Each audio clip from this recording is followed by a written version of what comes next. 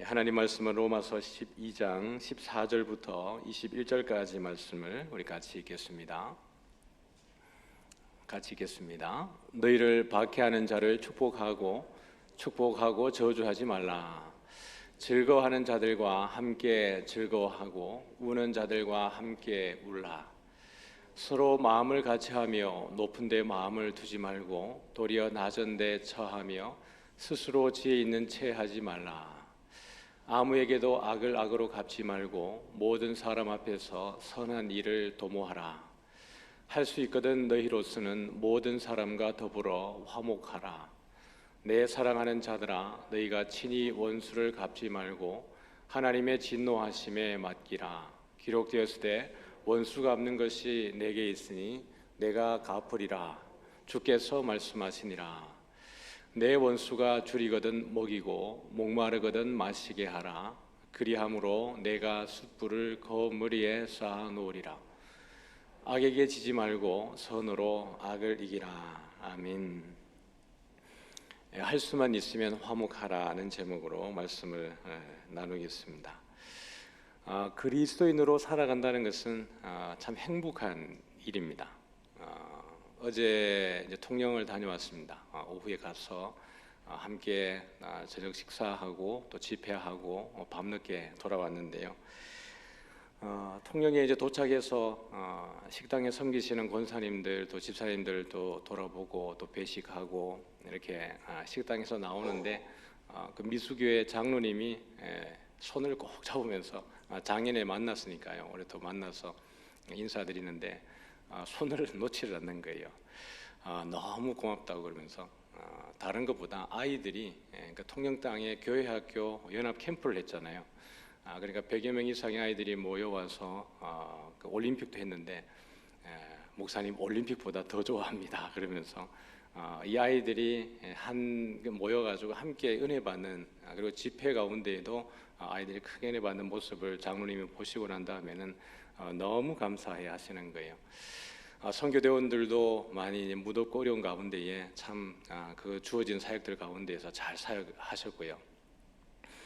통영 땅에 이렇게 연합 집회를 하다 보니까 거제도에서도 목사님들이 오셔가지고 거제도에서도 좀 오면 좋겠다. 자기들이 내년에는 한 1시간 정도 걸리는데도 불구하고 내년에는 우리들도 이 참여하면 안 되느냐라고 이야기하기도 하고, 이제 올해 6학년 되는 아이들은 연합 캠프가 이제 수련회가 성경학교가 이제 자기 중학교 가면 못하니까 내년에는 중고등부도 해주면 안 됩니까? 라고 아이들이 그렇게 요청을 하기도 했다 그래요.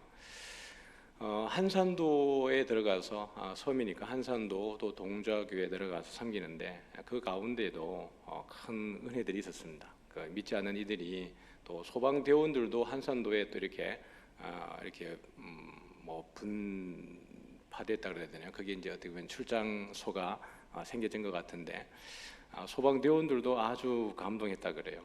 마을 잔치하면서 그 소방대원들까지 불러서 대접하고 또 섬기는 이 과정 속에 그들이 아니 어떻게 부산에서 이 한산도를 알고 또 이 교회하고 어떤 연관성이 있어가지고 와가지고 이렇게 섬기느냐 하고 그들이 믿지 않는 이들이 참 감동하는 일들이 있었습니다. 또 동자교회는 또 한산도에서 또 들어가는 또 다른 작은 섬이에요. 예수 믿기 때문에 이제 이런 일들이 우리 가운데 일어나는 것이고, 어쩌면 우리의 시간들을 들여서 물질을 들여서 어떤 이들은 휴가를 내기도 하고 또 어떤 청년들은 이 선교를 준비하느라고 어쩌면은 회사에서 잘릴 것 같은 위기 속에서도 기도하면서 이 선교를 준비하고 그렇게 했습니다. 여러 가지 우리가 제주 선교가하고 통영 선교가하고 또 아이들이 수련회 갈 때에도 자기들의 시간들을 들여서 또 교사들이 헌신하는 이 모습들이 얼마나 감사한지 몰라요. 참 예수 믿는다는 것이 얼마나 행복한지요. 그런가 하면은 행복한 일들만 있는 게 아니고 또 예수 믿는 그 일들이 우리에게는 고난이기도 합니다. 예수 믿는 것이 참으로 모든 만사가 형통하고 기도하는 것마다 응답이 되어지고 기적을 늘 보는 거 아니고 예수 믿는 것 때문에 어려움을 당하는 사람들도 꽤나 있고, 어쩌면은 주일날 모이는 살아가는 성도님들이 한 주간 살아오면서 행복했던 시간보다는 어쩌면 고난의 시간들을 더 많이 경험하고 이 자리에 앉아 있을 수도 있습니다. 그러므로 바울은 믿음의 아들 디모데에게 권면하는 이야기가 믿음의 선한 싸움을 싸우라. 그리고 나와 함께 그리스도의 고난을 내가 감당해야 된다라고 이야기하는 거 보면은 그리스도인으로 살아가면서 행복한 일들도 있지만 참 우리가 이해할 수 없는 고난에 직면하는 경우들도 많다는 거죠. 그러니까 오늘 본문에도 보면은 바울이 14절에 너희를 박해하는 자를 축복하라, 축복하고 저주하지 말라. 이 박해에 대한 부분, 또 원수에 대한 것, 악에 대한 부분을 바울이 오늘 우리에게 이야기를 해주고 있는 것입니다. 참 이렇게 박해를 생각을 해보면은 이 단어가 적극적이고 아주 어떻게 보면은 그런 의미에서 보면은 우리가 예수 믿으면서 순교를 당하기도 하고 많은 핍박을 당하기도 하고 그런 쪽으로 박해를 이해할 수도 있지만 조금 소극적으로 보면은 성도들이 의외로 많은 박해를 받고 있는 경우들이 많습니다. 직장 생활을 하다 보면은 그 상사의 어떤 그 세계관, 또 그가 어떤 그 직장에서 또 사업장을 경영하는 경영 마인드에 따라서 직원들은 많은 영향을 받죠. 세상은 사실 자기들이 편한 대로 해석을 하기도 하고 많은 불법을 저지르는 가운데에 사실은 대담하죠. 그런 가운데 그리스도인으로 살아가면서 그들과 타협하지 않고 그들의 세계관에 물들지 않고 살아가는 것은 생각보다 쉬운 일은 아닙니다. 그들이 우리가 불법 가운데 같이 동조해 주기를 원하고 그들의 방식을 추구해 주기를 원하고 그들이 마음껏 죄 짓는 가운데에서 어쩌면은 그리스도인이 그 자리에 없기를 바라고 말입니다. 그런데 그리스도인이 세상에 비치니까 그들이 죄 짓고 어둠 속으로 그 공동체와 그 무리가 들어가고 싶은데 항상 거기에 작은 빛 하나가 있으니까 그것이 그들에게는 불편한 존재죠. 마음껏 죄 짓고 마음껏 타락하고 마음껏 자랑하고 즐기고 싶은데 그 가운데 신실한 그리스도인 한 사람이 있기 때문에 그들이 그런 죄 가운데에 음란한 가운데에 타락하는 가운데에 가는 것이 너무 불편하니까요. 그러니까 그것이 일상의 직무 가운데에서 또 일하는 가운데에서 그리스도인들에게 다가오는 여러 가지 불편한 상황들, 그것들은 박해라고 할 수 있죠. 그런 이 박해로부터 여러분 자유로운 사람들은 사실 없는 것입니다. 예수 믿고 난 다음에 모든 이들이 예를 들면 출근했을 때 그리스도인이라 할지라도 그 가운데에서도 그런 일들은 벌어지는 것이니까요. 그러니까 소극적인 의미에서 보면은 예수 믿는 것 때문에 우리가 일상에서 당하는 여러 가지 불편한 상황들도 박해의 범주 안에 들어갈 수 있습니다. 조금 더 적극적으로 이걸 표현하다 보면은 예수 믿는 것 때문에 직장에서 잘릴 수도 있고요. 우리의 진로가 막혀버릴 수도 있고 어쩌면은 가정이나 또 주변 가운데에서 예수 믿는 것 때문에 관계가 단절되는 경우들도 생겨질 수 있습니다. 오늘 여기 박해하는 자를이라고 이야기할 때 이 박해의 의미는 이 모든 것을 포괄적으로 다 함께 포함하고 있습니다. 그런 가운데 우리를 박해하는 자를 축복하라는 거죠. 축복하라. 축복하고 저주하지 말라. 한 상사 때문에, 동료 때문에 어떻게 보면 내가 불의하게 억울하게 고소를 당하기도 하고 어려운 일을 당하여서 많은 손해를 내가 당하게 될 때에도 나는 그를 축복해야 하는가? 왜 나에게는 저주할 자유가 없는가? 이런 생각을 할 수 있겠죠. 그리스도인에게 왜 고난이 있는가? 예수님 믿으면은, 하나님 믿으면은 하나님이 모든 고난을, 모든 악을 우리에게서 제거하고 우리는 그냥 탄탄대로 시온의 대로를 걸어가면 좋을 텐데 왜 예수 믿는 이들에게 고난이 왜 있어야 되는가? 예수를 믿는데 왜 핍박이 있어야 되는가? 왜 하나님은 그것을 제거할 능력이 없으신가? 그렇다면 왜 나는 예수를 믿고 왜 하나님을 믿어야 하는 것일까? 예수 믿으면 만사가 형통하고 기도하면 복을 받고 기도의 모든 응답이 되어지는 이것이 예수 믿는 것에 어떻게 보면 능력이고 특권이 아닌가? 이렇게 생각할 수 있습니다. 그러나 현실을 보면은 전혀 그렇지 않죠. 오히려 예수 믿는 것 때문에 당하는 불편한 것들이 더 많습니다. 세상 사람들의 그 윤리적 기준과 도덕적 잣대보다 훨씬 더 기독교적 성경적 그 잣대는 엄격하기 때문에 세상 사람들이 살아가는 방식과 잘 이게 코드가 맞지 않는 경향이 있죠. 우리가 원리를 알고 나면 조금 이해가 되어집니다. 이 세상을 통치하고 주관하는 것은 어둠의 주관자입니다. 사탄의 영역이 이 공중 권세를 잡고 여전히 통치하고 역사하고 있죠. 하나님께서 그것을 허용해 주신 것입니다. 하나님이 왜 선악과를 만들고 왜 뱀이 들어와서 아담과 하와를 유혹할 때 하나님은 그것을 왜 허용해 두시고 방치하신 것인가? 왜 선악과를 먹도록 두신 것인가? 왜 죄가 더러우도록 하나님은 그것을 허용하셨는가에 대한 것은 아주 우리가 궁극적인 질문입니다. 말씀을 드린 적이 있지만 그러나 여러분들이 다시 듣는 것이 여러분에게 유익하기 때문에 다시 설명을 드리면은 왜 이 땅에 죄가 들어오는 것을 하나님은 허용해 두시는가? 왜 악이 들어와서 사람들에게 하나님의 백성들을 괴롭히는데도 하나님 그것을 허용하시는가라는 것을 볼 때에 죄조차도 그 악이라고 하는 것조차도 하나님의 편에서 보면 말입니다. 우리의 입장에서 보면은 불편한 것들이지만은 우리를 지으신 하나님의 입장에서 보면은 그 죄조차도 악이라고 하는 것조차도 하나님에게는 하나님의 선을 드러낼 뿐인 것입니다. 죄를 우리 가운데에 들어오도록 허용해 두시는 것은 하나님이 그 죄 가운데에서도 하나님의 경륜을 하나님의 그 모든 계획하심을 이루시는 데에 전혀 불편함이 없기 때문입니다. 제가 뱀에 대한 이야기를 말씀드렸죠. 제가 어릴 때 뱀을 아주 잘 잡고 좋아했기 때문에 저한테 뱀은 아무것도 아니라고 말씀을 드렸습니다. 보편적으로 저는 그래서 모든 사람이 뱀을 그냥 안 무서워하는 줄 알았습니다. 뱀을 제 앞에 이렇게 풀어두어도 제가 겁내지 않는 이유는 제가 뱀을 다 잡을 수 있고 그것을 제가 통제할 수 있기 때문에 그렇습니다. 우리가 살아가는 가운데 왜 고난이 있고 왜 악이 있고 핍박이 있느냐, 하나님은 이것을 허용해 두시느냐라고 할 때에 그것은 여러분 원리를 알면 조금 이해가 쉽습니다. 사탄은 처음부터 하나님을 대적했습니다. 하나님과 같이 되고 싶었고 하나님보다 더 위에 있고 싶어서 하나님에게 대적했던 것이 사탄입니다. 그러나 여러분, 사탄이 절대로 하나님에게 대적해서 하나님을 이길 수가 없었죠. 왜냐하면 피조물이었고 창조자였기 때문에 그렇습니다. 피조물이 창조자를 어떻게 이기겠습니까?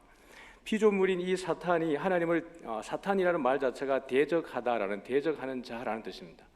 대적하다가 쫓겨나게 된 것이죠.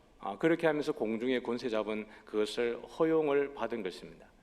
그러면 사탄의 입장에서 보면은 사탄은 너무나 분명하게 알고 있습니다. 자기가 절대로 하나님을 대적해서는 이길 수 없다는 것을. 그러면 사탄이 여러분 공격하기에 가장 수월한 대상은, 그리고 하나님에 대한 가장 강력한 복수는 누구에게 그가 영향력을 행사하는 것이겠습니까? 하나님의 백성에게 그 영향력을 행사하는 것이 가장 효과적인 하나님을 대적하는 방식인 것입니다.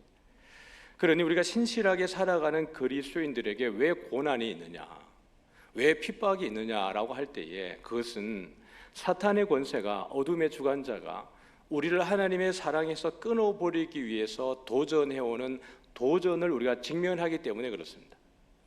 우리가 그 고난을 받지 않을 수 있는 가장 쉬운 방법은 세상에 그냥 동화되어 버리는 것입니다. 사탄이 말하는 방식과 사탄이 원하는 방식에 동화되어 버리면 그 고난을 당하지 않을 수 있습니다. 그러나 우리는 그렇게 할 수 없도록 부름받았기 때문에 하나님의 보호하심과 하나님의 돌보심 안에 있기 때문에, 그리고 우리 안에 성령께서 그것을 허용하지 않으시기 때문에 우리는 고난을 직면할 수밖에 없습니다. 핍박을 우리가 직면할 수밖에 없는 것이죠.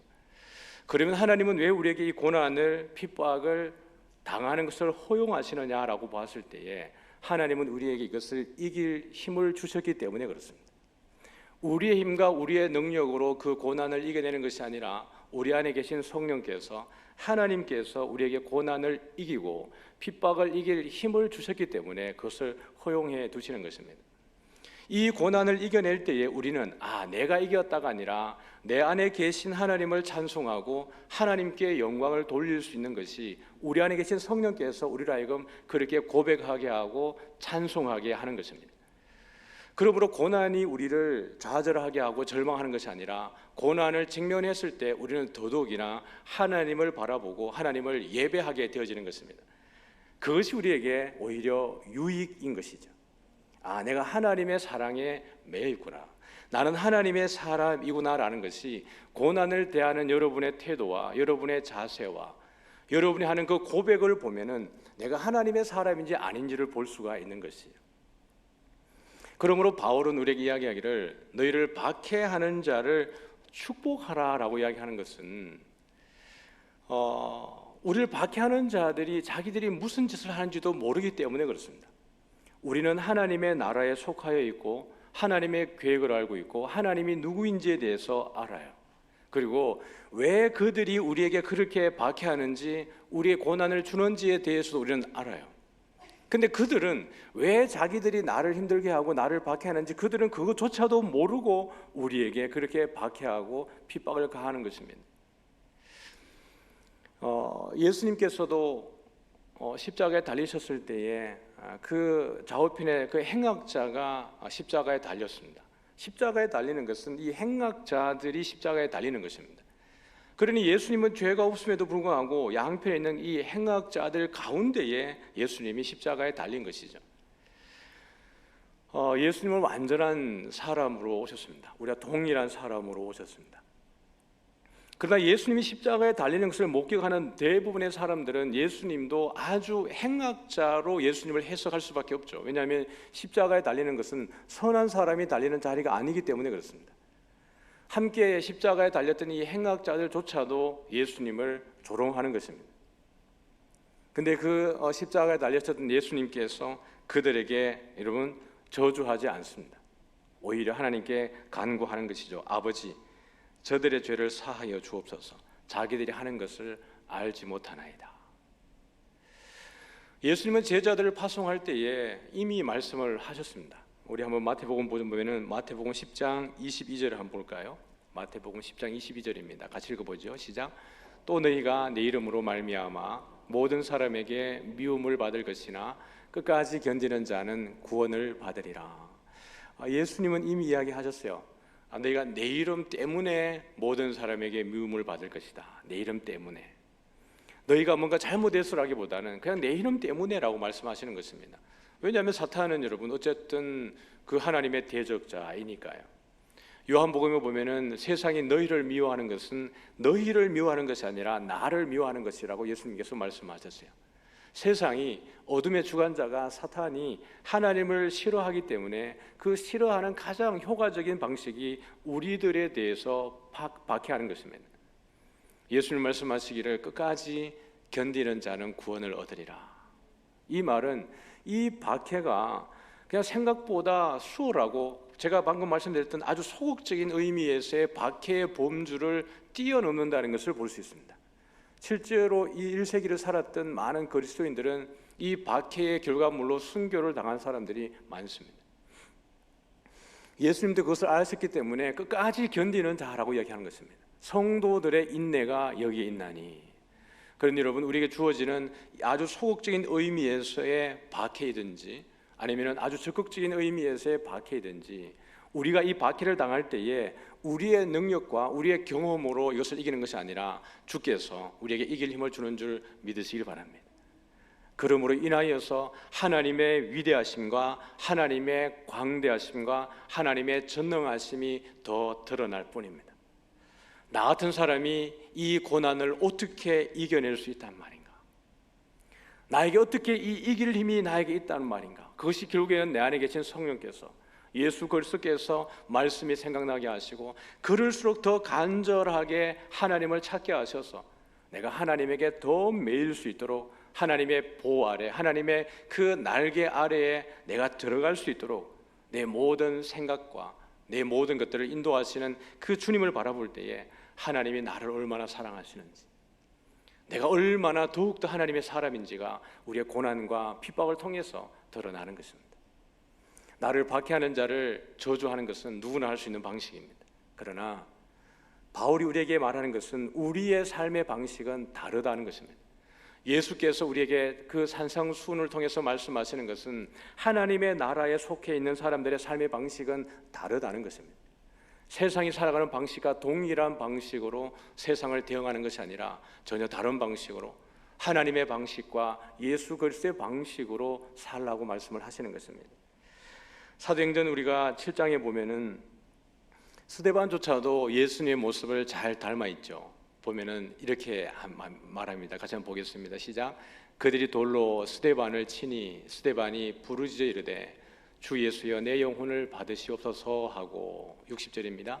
무릎을 꿇고 크게 불러 이르되 주여 이 죄를 그들에게 돌리지 마옵소서 이 말을 하고 자니라. 스데반의 모습은 예수님을 꼭 닮아 있습니다. 그리고 그들을 저주하지 않아요. 바울이 말하는 것처럼 너희를 박해하는 자를 축복하라, 축복하고 저주하지 말라고 이야기를 한 거예요. 여러분 이 현장이요, 스데반이 돌에 맞아 죽을 때 이 현장에 있었던 이가 누구냐 그러면은 아주 놀랍게도 사울이었습니다. 그들이 돌로 들어서 다 달려들어서 스데반에게 돌을 던지고 그 옷을 벗어서 누구 발 앞에 던졌냐 그러면은 사울의 발 앞에 두니라 그랬습니다. 그러면은 사울도 여러분 누구에게 돌을 던진 거예요? 스데반에게 돌을 던진 겁니다. 스데반의 순교의 현장에 핍박자고 박해자였던 것이 사울이었습니다. 그런데 여러분 그 스데반이 죽으면서 하나님 저들에게 죄를 돌리지 말라고 얘기합니다.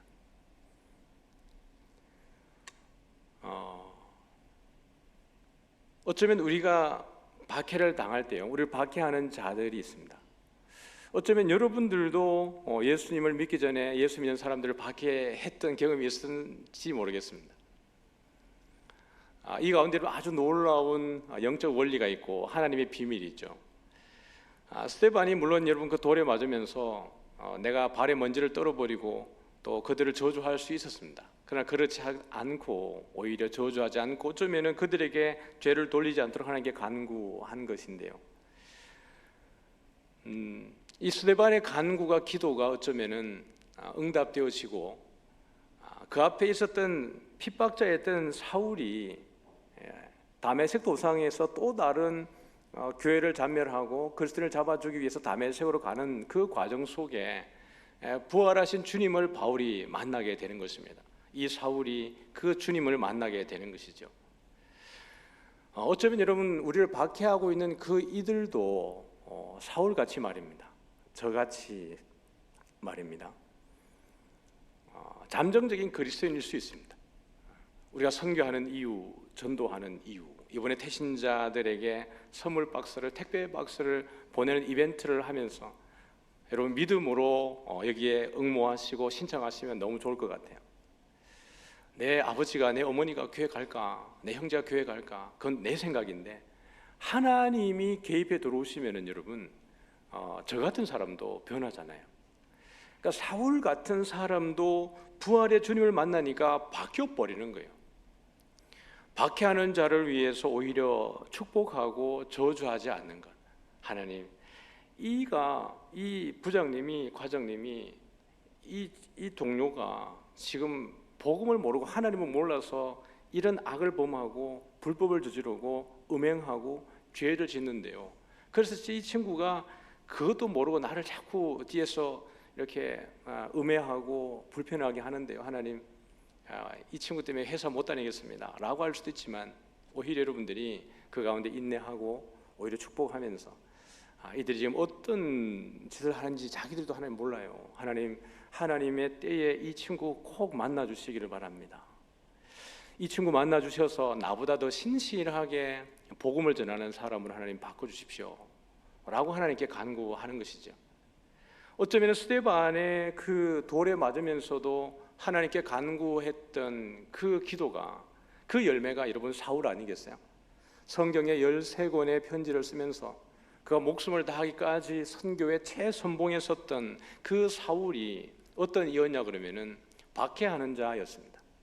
핍박하는 자였습니다. 그가 예수를 믿고 난 이후에 그의 인생의 방향은 완전히 달라져서 복음을 위해서 그의 모든 전생애를 던져버리는 것입니다. 오늘 우리가 박해하는 자를 박해하지 않고 동일한 방식으로 대응하지 않고 복을 비는 것은 그리스도의 방식입니다. 하나님의 방식입니다. 그리고 그 원수를 우리의 손으로 갚는 것이 아니라 어떻게 합니까? 하나님에게 맡기는 것이에요. 우리가 그들을 여러분 용서하는 그 근거는 그리스도에게 있는 것이죠. 베드로가 예수님에게 이렇게 물었습니다. 주님, 내게 죄를 지으면은 사람이 내게 죄를 지으면은 내가 몇 번까지 용서를 해야 될까요? 라고 예수님께 묻습니다. 그러면서 베드로가 이렇게 묻죠. 7번까지 제가 용서를 해줄까요? 라고 묻습니다. 예수님께서 어떻게 말씀하셨어요?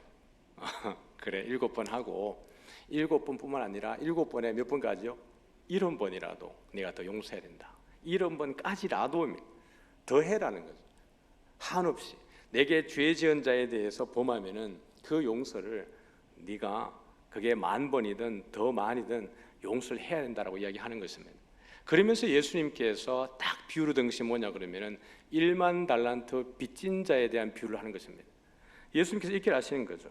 천국은 그 종들과 결산하려 하던 어떤 임금과 같다라고 했습니다. 천국은 그 종들하고 결산하려 하는 어떤 임금과 같다. 그러면서 임금이 빚진 자들을 다 결산하려고 불러 모으는 겁니다. 그런데 종이 하나 왔는데 얼마에 빚을 졌냐 그러니까 1만 달란트예요. 여러분, 종이 어떻게 빚을 져야 1만 달란트의 빚을 질 수가 있겠습니까? 달란트는 여러분 무게단입니다. 무게인데 한 13kg 정도의 무게가 되는 거예요. 그러면 여러분, 이 1만 달란트를 질라 그러면은 도대체 이 종은 우리가 상상할 수 없을 만큼 횡령을 하고 참 회복할 수 없는 이 참 총체적 난국의 죄를 지은 겁니다. 예수님께서 이 1만 달란트라고 말하는 것은 도무지 갚을 수 없다는 것을 강조하기 위해서 그렇습니다. 그러니까 이 종이 임금이 어떻게 합니까? 이 사람을 데리고 와서 그 사람도 팔아버리고 그 사람의 자식도 팔고 아내도 팔고 다 그 전 재산을 몸을 다 팔아가지고라도 이 1만 달란트를 갚게 하라는 것입니다. 종의 가족을 다 판들 여러분 당시에 1만 달란트의 빚을 갚을 수 있겠습니까? 못 갚는 거죠. 종이 임금에게 갚겠습니다라고 하니까 임금이 아주 흔쾌하게 1만 달란트를 다 그냥 탕감을 해줬습니다. 그래, 네가 불쌍하니까 나에게 1만 달란트 그 크지만 괜찮으니까 내가 다 용서해줄게. 다시는 네가 죄를 짓지 마라고 용서를 해준 거예요. 이 탕감을 받고 나가는 이 종이 나가다가 얼마의 빚을 진 동료를 만나요? 자기에게 100데나리온 빚진 자를 만나는 겁니다. 한 데나리온은 하루 노동자의 하루 품삯입니다. 100데나리온이니까 어떻게 보면 3달 열흘의 그 노동력입니다. 1만 달란트와 100데나리온은 여러분 비교 불가한 거죠. 그런데 여러분 1만 달란트의 탕감을 받은 사람이 나가다가 어떻게 합니까? 이 100데나리온 빚진 자의 멱살을 잡는 것입니다. 너 나에게 빚진 이 100데나리온 빨리 가져와라는 것입니다. 본인이 임금 앞에 빌었던 것보다 훨씬 더 간절하게 이 종이 비는 것입니다. 용서해달라고, 내가 돈을 다 갚겠다고. 그럼에도 불구하고 이가 용서하지 않고 이를 옥졸에 넘겨버리는 것입니다. 이걸 바라보았던 주변의 사람들이 이 이야기를 임금에게 그대로 보고한 것이죠. 1만 달란트 빚진 사람이 나가다가 자기에게 100데나리온 빚진 자의 멱살을 잡고 있다가 옥에 집어넣어 버렸습니다 라는 것입니다. 임금이 이렇게 합니다. 32절인데 마태복음 18장 32절부터 한번 볼까요? 마태복음 18장 32절입니다. 같이 보죠. 이에 주인이 그를 불러다가 말하되 악한 종아, 내가 빌기에 내가 내 빚을 전부 탕감하여 주었거늘. 여기 보면은 32절에 보면은 임금이 종을 어떻게 불러요? 악한 종아. 이미 1만 달란트를 빚졌다는 것 자체만으로도 악한 종인데 그걸 탕감받고 100데나리온에 빚진 동료의 멱살을 잡는 이 종이 얼마나 악하냐라는 것입니다. 주인의 분노가 하늘을 찌르는 것입니다. 이 악한 종아, 내가 빌기에 내가 내게 빚진 것을 전부 탕감하여 줬다라고 하고 있죠. 33절 볼까요? 같이 읽습니다. 내가 너를 불쌍히 여김과 같이 너도 내 동료를 불쌍히 여김이 마땅하지 아니하냐 하고. 네가 더 큰 빚을 탕감받았는데 너의 그 동료의 빚을 탕감해 주는 것이 마땅치 않냐? 라고 임금이 책망하는 것입니다. 34절입니다. 시작. 주인이 노하여 그 빚을 다 갚도록 그를 옥졸들에게 넘기니라. 그러면 여러분, 이 종은 이 감옥에서 나올 가능성이 있어요, 없어요? 없습니다. 이제는 없습니다. 이제는 영원한 심판입니다. 도무지 이가 죽을 때까지 옥에서 못 나오는 것입니다.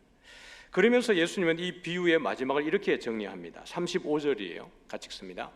너희가 각각 마음으로부터 형제를 용서하지 아니하면 너희 하늘 아버지께서도 너희에게 이와 같이 하시리라.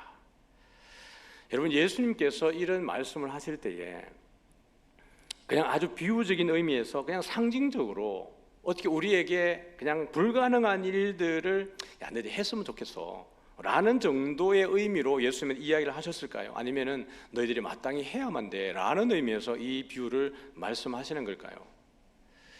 여러분, 이 35절은 너무 중요한 거예요. 너희가 각각 마음으로부터 형제를 용서하지 아니하면 나의 하늘 아버지께서도 너희에게 이와 같이 하시리라. 여러분, 이 구절을 딱 보면은 우리가 생각나는 구절이 있습니다. 다시 여러분 35절을 눈에 잘 넣어두세요.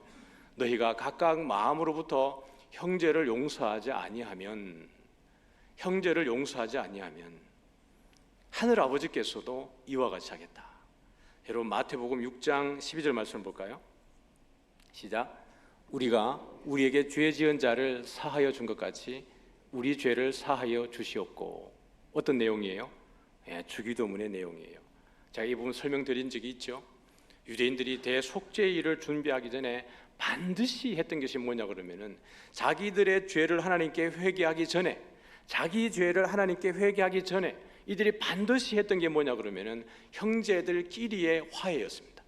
공동체 안에서 만나는 그 이스라엘 동족들 안에서 자기들의 마을 사람들끼리의 그 관계 속에 원수 맺고 관계가 틀어지고 했던 그 과정에서 서로 용서해주고 용서받는 과정을 반드시 거치게 되어져 있습니다.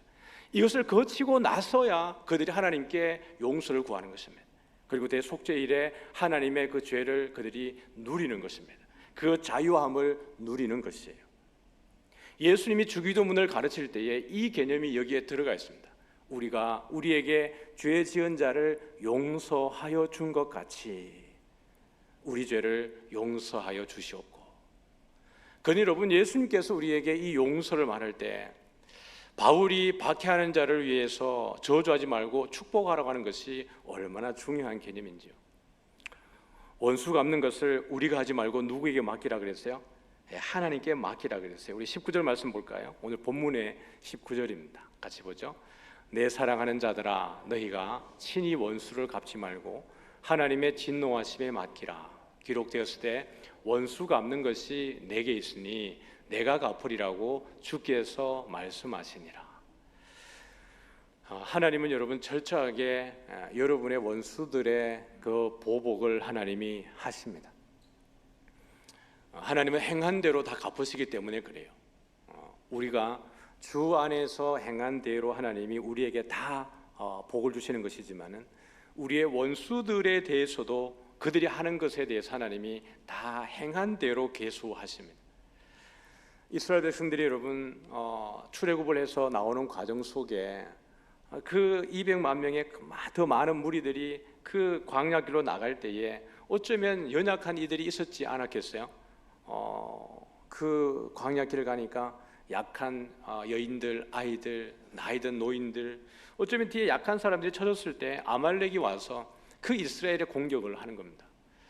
하나님이 여호수아를 통하여서 모세와 또 아론을 통하여서 아론과 훌을 통하여서 이렇게 그 전쟁에서 이기게 하셨습니다. 그런데 하나님이 이 아말렉을 반드시 진멸하겠다라고 하셨어요.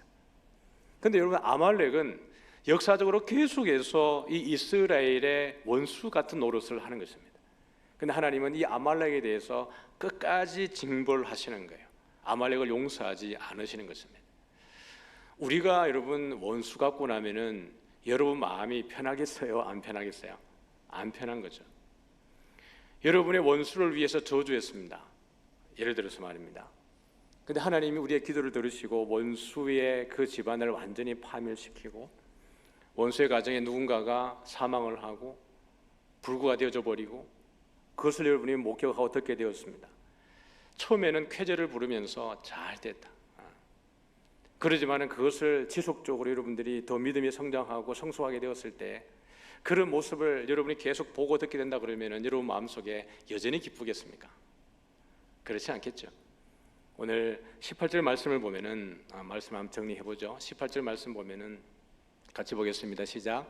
할 수 있거든 너희로서는 모든 사람과 더불어 화목하라. 할 수 있거든 너희는 모든 사람과 더불어서 화목하라고 이야기하고 있습니다. 하나님의 나라는 화평이니까요. 하나님의 나라는 먹고 마시는 게 아니라 화평이라 그랬습니다. 바울이 아주 중요한 말씀을 우리에게 주셨는데 로마서 14장 17절과 18절인데 같이 한번 읽어보겠습니다. 같이 읽죠. 하나님의 나라는 먹는 것과 마시는 것이 아니요 오직 성령 안에 있는 의와 평강과 희락이라. 이로써 그리스도를 섬기는 자는 하나님을 기쁘시게 하며 사람에게도 칭찬을 받느니라. 여러분 예수님께서도 그 두 행악자들에게 여러분 조롱할 때에 그들을 저주하지 않았습니다. 오히려 한편에 있는 그 강도는 예수를 믿고 내가 나와 함께 낙원에 있겠다라고 하는 복을 누리게 된 것이죠.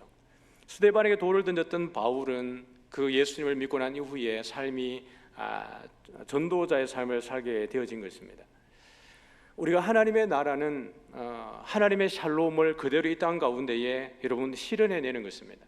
여전히 악이 있지만 여전히 어둠이 있지만 그럼에도 불구하고 우리는 세상의 빛이라고 이야기를 했습니다. 우리가 있기 때문에 그 가운데에 하나님의 나라가 그 가운데에 드러나게 되는 것입니다. 우리가 있기 때문에 사람들이 마음껏 죄를 짓다가 주춤하게 되는 것입니다. 우리가 있기 때문에 그들이 음란한 곳에 가다가 그 발걸음을 돌리게 되는 것입니다. 우리의 영향력이 여러분 적은 것이 아닙니다.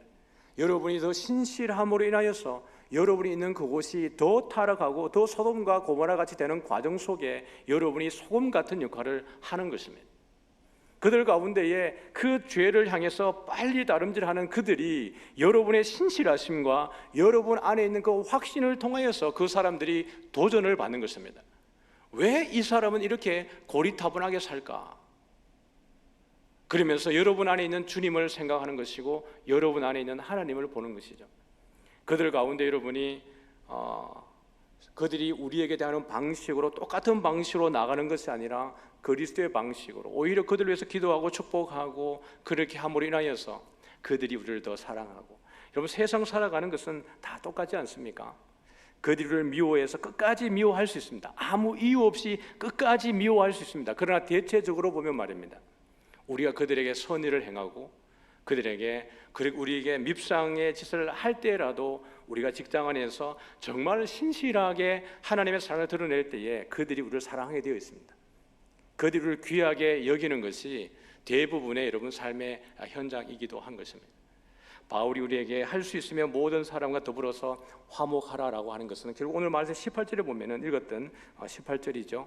14장 18절인데 오늘 그거 말고 14장 18절에 보면은 이로써 그리스도를 섬기는 자는 하나님도 기쁘게 하지만은 누구에게도 칭찬을 받아요? 사람에게도 칭찬을 받는다는 거예요. 여러분들이 주어진 가운데에 때로는 핍박도 받고 고난도 당하고 그런 가운데도 여러분들이 할 수만 있으면 이란 이 말은 진짜 이것이 힘든 일이라는 것을 바울도 알아요. 바울이 여러분 한두 교회를 세웠습니까? 성도들을 모양해보지 않았습니까? 너무 잘 알잖아요. 이 화목이라는 것이 얼마나 힘든지, 동족 유대인들과 화목하는 것이 얼마나 힘들었겠어요. 동족이 와서 더 핍박을 하는데요. 그럼에도 불구하고 바울이 하는 것은 할 수만 있으면이라고 하는 겁니다. 할 수 없는 경우도 있다는 것을 바울이 알아요. 그럼에도 불구하고 바울이 여기에 말하는 것은 할 수만 있으면이라는 말은 할 수 있다는 얘기입니다. 바울이 말하는 뉘앙스는 그래요. 적어도 너 안에 계신 성령께서 너로 할 수 있게 하는 거야. 할 수만 있으면 화목해. 근데 그 화목의 영향력이, 화목의 결과가 누구에게로 돌아오냐 그러면 너에게로 돌아올 거야 라는 것입니다. 내가 모든 사람들과 화목할 때 그 화목의 결과물은, 그 화목의 열매는 내가 받게 될 거야 라는 것입니다. 내가 사람들에게도 칭찬을 받는다라는 것은 내가 삶을 살아갈 때에 어쩌면은 너를 박해하는 이들조차도 너를 인정하게 되는 것이고, 내가 살아갈 때에 더 선한 영향력을 다 끼칠 수 있도록 주께서 너를 도와주실 거야. 지금 내 고난과 핍박과 환난 가운데에서 내가 저주하지 말고 축복하고, 원수 갚는 것은 하나님께 다 맡겨놓고. 여러분, 때린 사람보다 맞는 사람이 속 편하다 그러잖아요, 맞죠? 그리고 맞고 난 이후에도 용서해버린 사람의 속이 제일 편한 겁니다. 마음에 앙심을 품고 원수를 갖고 맞는 사람, 맞고 있는 사람보다 때린 사람을 용서해버리는 맞는 사람이 정말 세상을 편하게 사는 것이에요. 오늘 우리는 1만 달란트 빚지고 1만 달란트 탕감받은 사람입니다. 어쩌면 우리에게 박해하고 우리에게 핍박하는 사람들은 우리에게 100데나리온의 빚을 진 사람들일 수 있습니다. 오늘 임금이 1만 달란트 빚진 자에 대해서 이 악한 자라고 이야기할 때에는 그 1만 달란트의 가치를 모르기 때문에 그런 겁니다. 이 한 주간 우리가 나아갈 때에도 적극적인 의미에서의 핍박이, 박해가 여러분에게 있을 수도 있고, 어쩌면 소극적 의미에서의 박해가 여러분의 일상 가운데에 일주일 내내 여러분을 힘들게 할 수 있습니다. 그러나 바울이 우리에게 이야기하는 것은 여러분의 공동체 안에 있으든지 여러분의 일상의 삶에서든지 그 박해하는 자를 여러분이 저주하지 말고 오히려 그리스도의 복을 빌고, 주님이 그렇게 하셨던 것처럼, 스데반이 그렇게 했던 것처럼 우리 모두도 이 한 주 동안 할 수만 있으면 모든 사람과 더불어서 화목하고 화평할 수 있기를 주의 이름으로 축복합니다. 우리 다 같이 나서